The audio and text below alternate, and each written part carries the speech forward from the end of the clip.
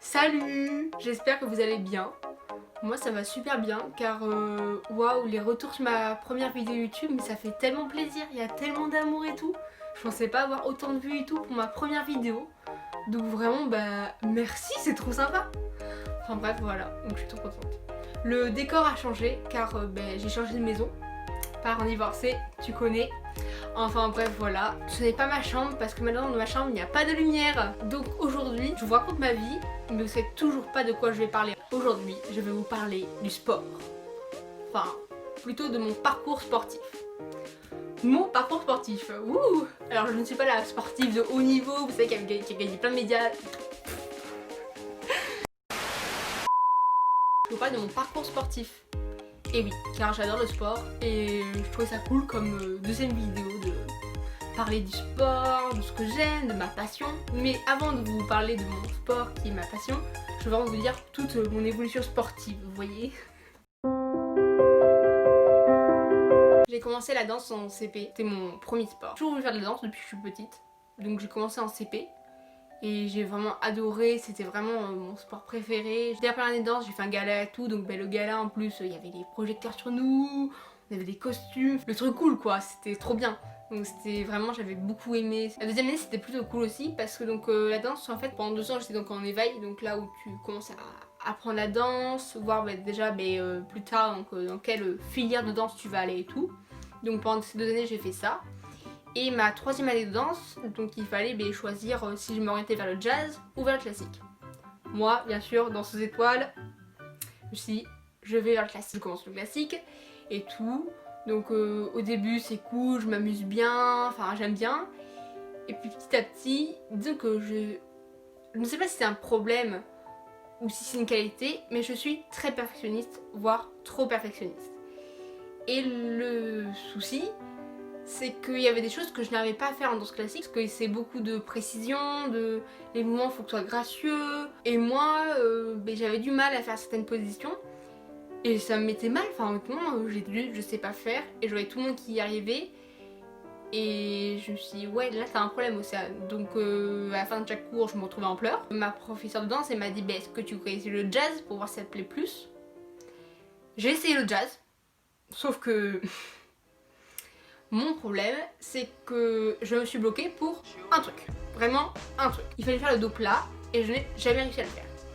Et ça m'a bloquée et je me suis dit non, c'est pas pour moi le jazz. Vraiment, juste parce que je n'ai pas su faire le dos plat du premier coup. Vraiment, juste pour ça. Si tu peux faire ni classique ni jazz, tu fais quoi? Donc ma prof de danse et mes parents et moi, on a trouvé une solution pour remettre en éveil. Donc je suis revenue à classique. Donc gala de danse aussi. Et puis après, mes parents m'ont dit on va arrêter la danse, ça non. Le rêve de danseuse étoile, sous le nez. En même temps, je pleurais à chaque fin de cours, donc je peux comprendre que mes parents disent non, tu continues pas.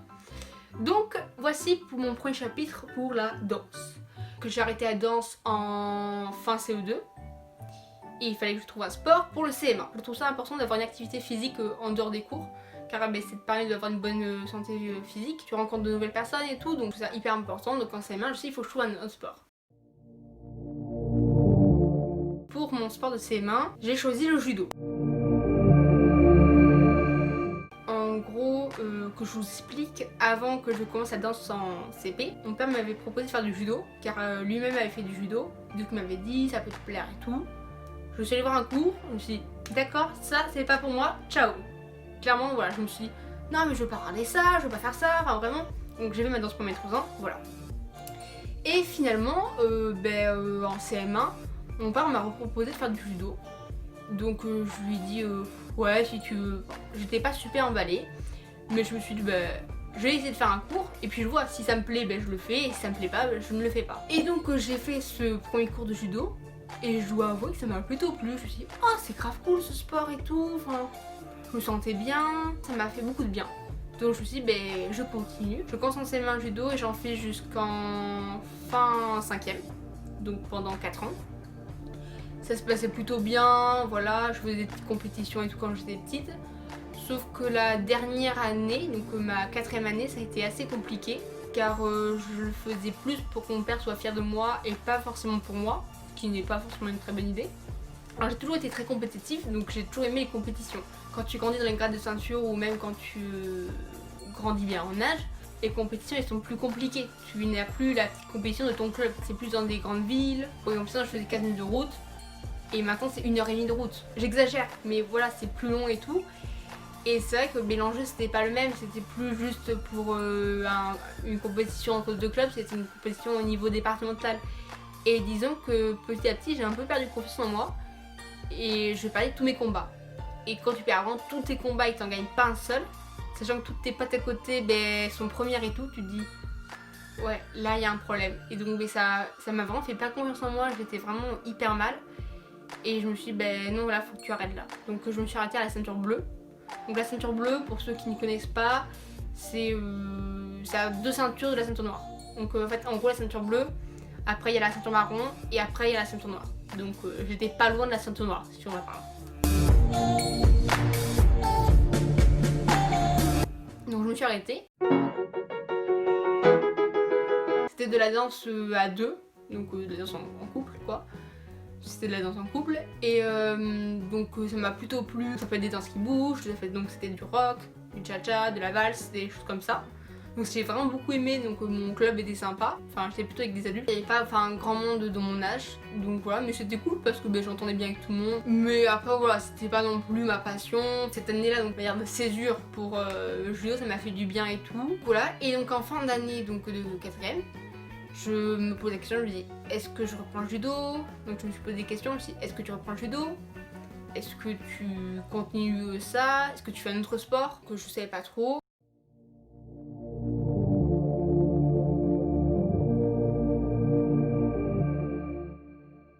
Étant donné que mes sœurs se sont mis à faire du judo, ça m'a vraiment motivée. Et puis tout le monde me disait allez viens Océane, ça va être bien et tout.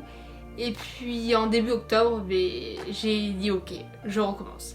Donc là ça va faire depuis maintenant 4 ans que j'ai repris le judo. Je fais toujours du judo au jour d'aujourd'hui et je vais rentrer en terminale. Et c'est vrai que la première année que j'ai repris, j'aimais bien et puis bon, sans plus. Et ça a été vraiment la deuxième année où j'ai repris que je me suis éclatée et que je suis vraiment tombée amoureuse de ce sport. Car c'est l'année où j'ai passé ma ceinture noire. Et la ceinture noire pour un judoka, c'est pas n'importe quel palier, c'est vraiment le palier, c'est le Graal. Même il y a beaucoup de personnes qui s'arrêtent à ce palier car c'est vraiment déjà énorme. Cette année-là, elle était vraiment remplie d'amour, d'amitié car mes amis m'ont beaucoup soutenue. Alors que j'explique. Passer sa ceinture noire, il y a des épreuves techniques et des épreuves de compétition. Pendant une compétition, on peut gagner des points, c'est ce qui nous permet de gagner. Donc il y a Ippon, c'est 10 points. Et Waza-Ari qui est 7 points. Et quand on gagne un combat, et quand on a eu Ippon, donc 10 points, on gagne 10 points. Pour avoir sa ceinture noire, il faut avoir 100 points de compétition et avoir des épreuves techniques, et ça s'appelle les kata. C'est une suite de techniques à apprendre par cœur, et il y a aussi la technique, les prises qu'on doit apprendre. C'est beaucoup de travail, beaucoup d'investissement. Parce que je sais très bien que si je n'avais pas été aussi investie, je n'aurais pas eu ma ceinture noire en 1 an. Ce n'était pas possible. Je pensais judo, je dormais judo. J'ai même laissé un peu mes cours de côté. Je sais, c'est pas bien. Et voilà, même pendant mes contrôles, je pensais au judo. J'étais vraiment à fond judo, judo, judo.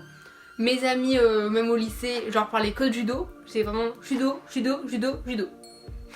Et c'est vrai que oui, même mes amis donc, du judo, ils me soutenaient. C'était tellement grave. Et puis tout le monde te soutient.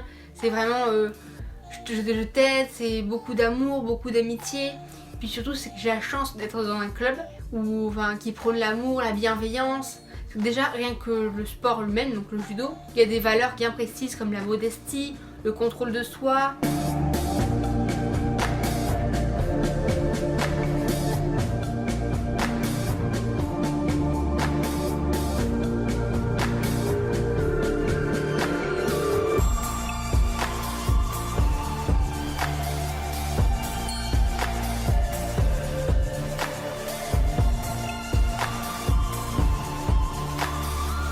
Il y a des personnes de mon club qui ne font pas de compétition et on va pas les obliger à faire des compétitions. C'est nous qui décidons si on veut faire la compétition ou pas.